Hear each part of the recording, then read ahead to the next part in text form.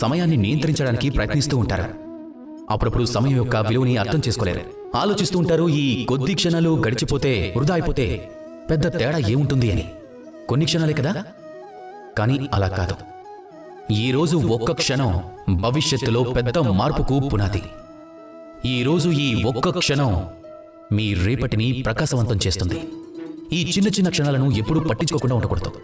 వాటి లాభాన్ని పొందండి, పూర్తి లాభాన్ని పొందండి. ఇప్పుడు ఒకవేళ మీరు ఎవరికైనా సహాయం చేస్తున్నారా లేదా ఆ కారణంతో ఆగిపోయారా? అయితే మంచిదే. ఎందుకంటే మీరు ఒకరికి సహాయం చేసి తన జీవితాన్ని ఇంకా మెరుగుపరుస్తున్నారు, అలాగే శ్రేష్టంగా చేస్తున్నారు.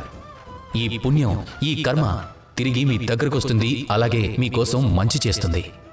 కానీ ఒకవేళ మీరు సోమరితనంతో ఉండి ఏమీ చెయ్యకపోతే కనుక ఆ సమయాన్ని వృధా చేస్తే ఇక్కడ ఒకే విషయం ఉంది, మీ భవిష్యత్తు ప్రమాదంలో పడిపోతుంది, ఇంకేం లేదు.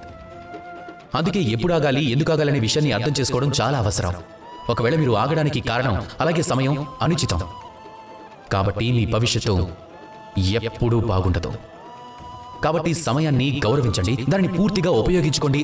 అలాగే నాతో ప్రేమగా పలకండి, రాధాకృష్ణ.